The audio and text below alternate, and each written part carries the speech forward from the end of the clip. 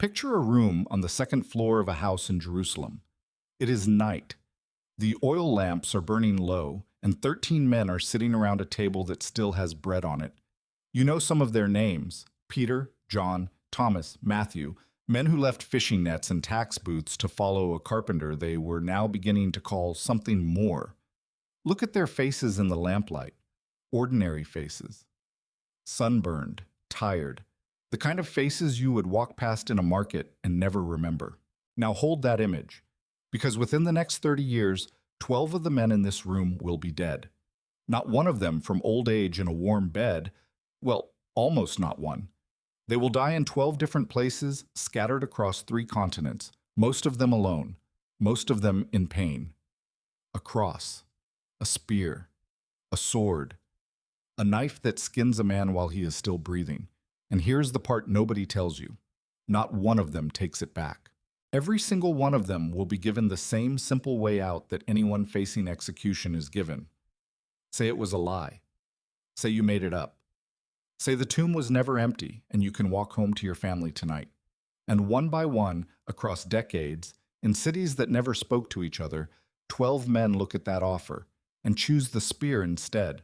There's a Greek word at the center of all this. The word is martis. And in the beginning, it did not mean what you think. It did not mean martyr. It simply meant witness, a person who tells you what they saw with their own eyes. It was a courtroom word, a plain word. It only became our word martyr, the word that smells like blood and fire, because so many of these witnesses were killed for refusing to change their story that the language itself had to bend around their deaths. So this is not a story about 12 deaths. This is not a story about how much violence a body can take. This is not a list you tick through and forget. This is a story about the one question that separates a rumor from the truth. What will a person actually die for? And one of these 12 men will not be executed at all. He will grow old. He will outlive every friend in this room, and he will die alone on a black volcanic rock in the middle of the sea, still writing down what he saw. We will come back to him, but not yet. Start with the one who knew the most and believed the least. Judas Iscariot sat at that same table. He heard every word. He watched the sick get up and walk. He watched a dead man named Lazarus come out of a tomb still wrapped in his grave clothes. Whatever the other 11 saw, Judas saw it too, up close, for 3 years. And he sold it for 30 pieces of silver, the price of a slave. He led soldiers to a garden at night and he kissed the man he betrayed so they would know which one to arrest. Here is what most people miss. Judas is the first of the 12 to die, and he dies by his own hand before any Roman ever touches him. Matthew tells us he threw the silver back onto the temple floor and went out and hanged himself. Notice something. The man who arranged the lie could not live with what he had done. Guilt killed him faster than any executioner could have. Hold that thought, because it becomes the whole point later. A man who builds a lie does not usually die to protect it. He dies from the weight of it. Now to the 11 who were left. The first of them to be killed was James. Not the writer of the letter. A different James, the son of Zebedee, the brother of John. Jesus once nicknamed the 2 of them the sons of thunder, and you get the sense they earned it. Loud, bold. The kind of men who once asked Jesus if they could call fire down from heaven on a village that turned them away. And here is something that matters. James is the only apostle whose death is actually written down for us in the Bible. You need to understand this, because it changes how you listen to everything else. The book of Acts tells us plainly that King Herod, Herod Agrippa, grandson of the Herod who tried to kill Jesus as a baby, killed James, the brother of John, with the sword. That is the whole sentence. No drama, no speech. Around the year 44, a son of thunder is beheaded, and the sky does not fall. Everything else you are about to hear, Peter upside down, Thomas in India, a man skinned alive in Armenia, none of that is written in your Bible. It comes from the early church, from historians like Eusebius, writing about 250 years later, collecting the traditions that had been passed down. So I am going to be honest with you every step of the way about what we know for certain and what we have only received by memory. But stay with me, because that gap is not the weakness in this story.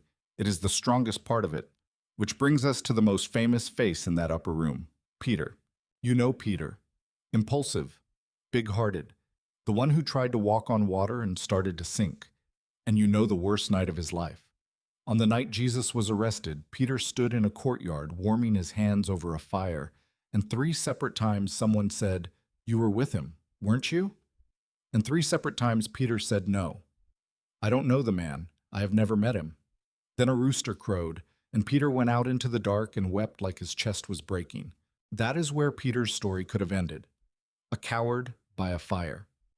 But that is not where it ends. Because roughly 30 years later, in the city of Rome, under the Emperor Nero, that same trembling man is arrested for preaching that the carpenter walked out of his own grave.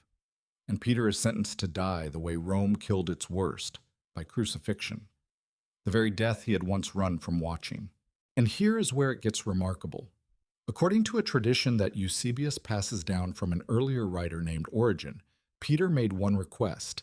He asked to be crucified upside down, head toward the earth, because he did not believe he was worthy to die in the same position as his Lord. Sit with that for a second. The man who once said, "I never knew him," now cannot bear the thought of dying like him, as if that would be too great an honor. Something happened to Peter between that courtyard fire and that upside-down cross.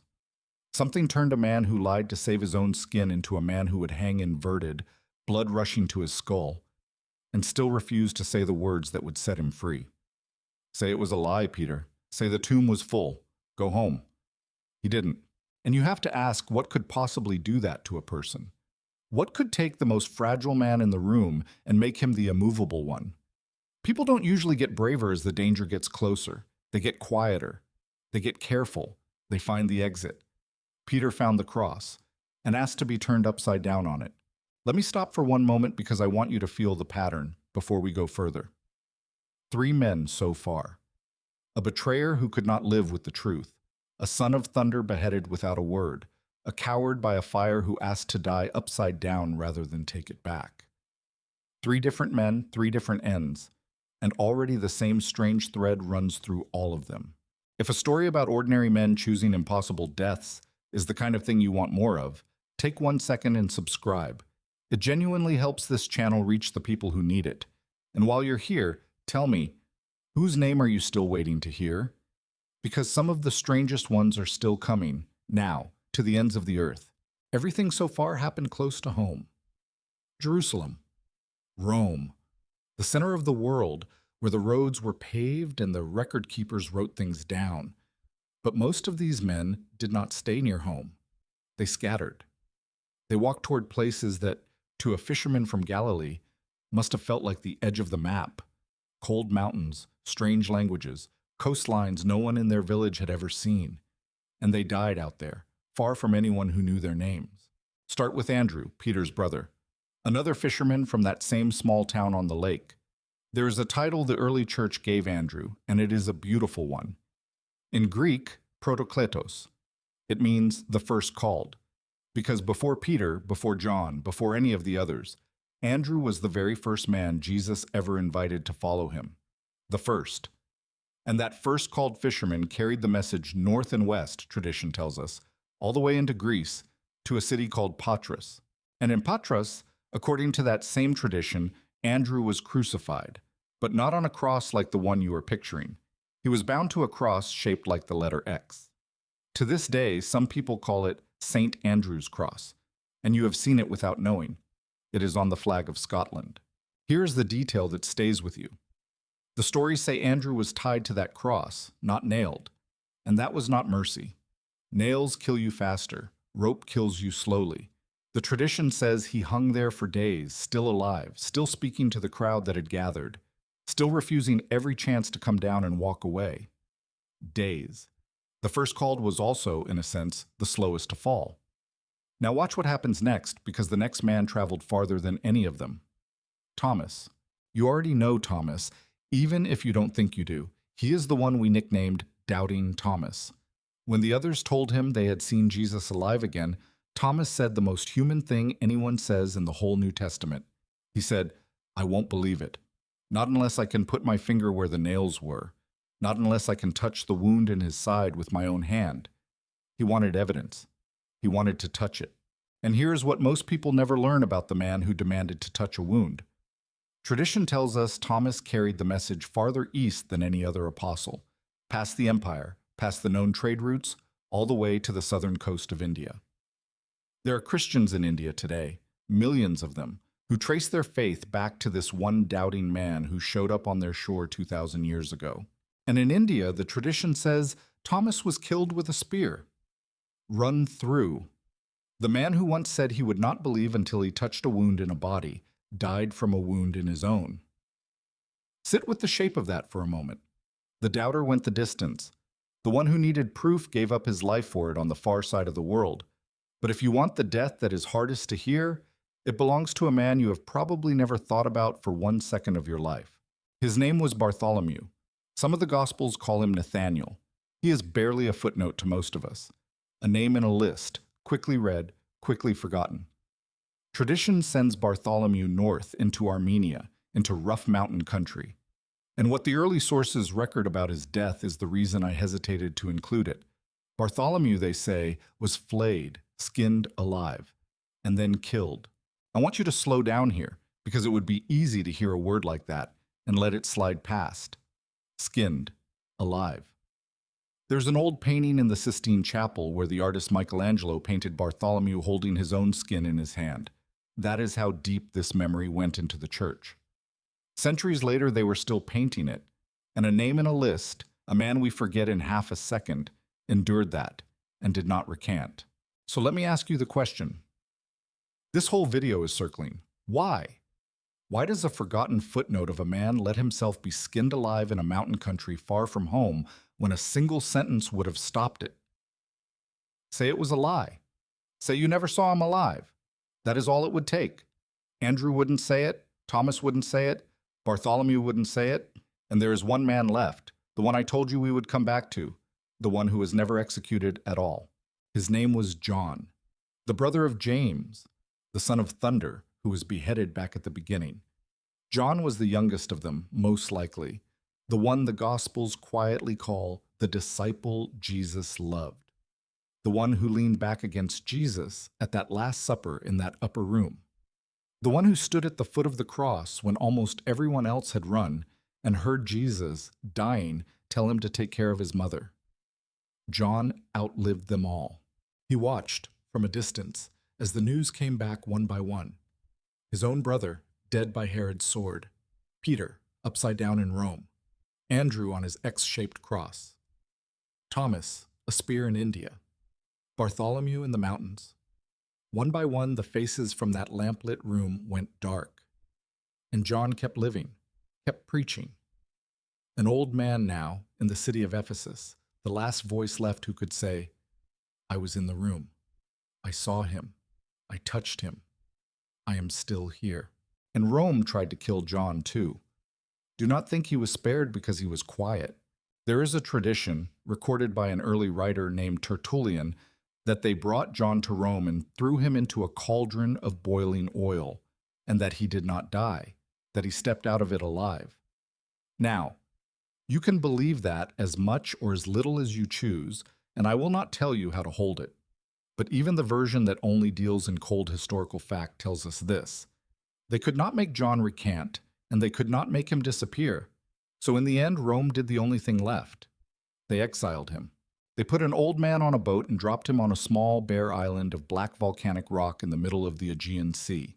A prison with no walls, just water. The island was called Patmos. And this is the man I told you about at the very beginning. This is the black rock in the sea.